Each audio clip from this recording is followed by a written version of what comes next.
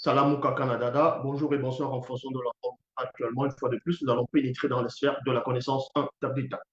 Nous allons aborder un sujet sur l'histoire, sur, on va dire, le chemin d'Emmaüs, sur le chemin d'Emmaüs.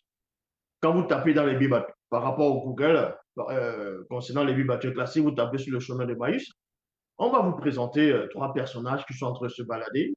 Et d'autres diront que c'était deux disciples, deux apôtres, et l'autre c'était Yoshua, donc Jésus-Christ, Jésus, qui était sur le chemin d'Emmaüs. Donc, il est en train de cheminer et à un moment donné, les apôtres, les deux disciples ne l'ont pas reconnu. Qu'est-ce qui a fait en sorte que les deux disciples n'arrivent pas à reconnaître le Christ au moment où il va venir à leur rencontre sur le chemin d'Emmaüs? Et quand dans les versions classiques, on vous apprend que Jésus a manifesté un comportement pendant son trajet avec ses apôtres, avec ses disciples, ses deux disciples, le comportement qu'il a manifesté est anti-vérité et anti, on va dire, anti-Dieu, tout simplement. Il va user de tromperie pendant, on va dire, cette traversée du chemin d'Emmaüs. Et on va vérifier aussi dans les Bibles actuelles classiques.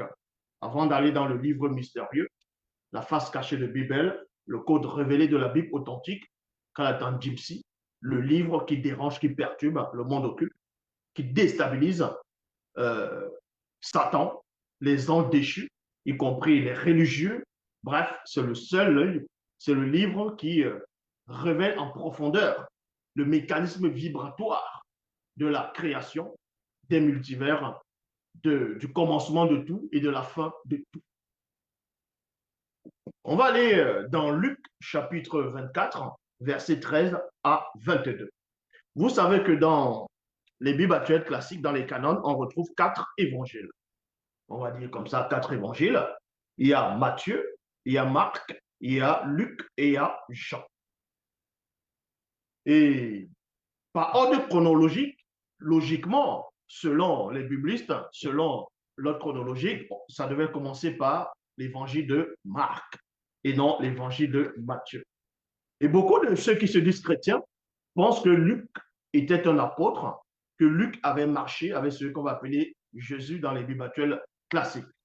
Déjà, pour votre information, Luc n'est pas un apôtre. Luc, je répète, Luc n'est pas un apôtre. Il n'a jamais marché avec ce qu'on appelle Jésus dans les Bibles actuelles classiques. Donc, qui est donc ce personnage de Luc qui va écrire, donc on va dire l'évangile de Luc, vu qu'il n'a pas cheminé avec le Christ, avec Jésus, quand, je dis bien selon les Bibles actuelles classiques, au moment où celui-ci était avec ses apôtres.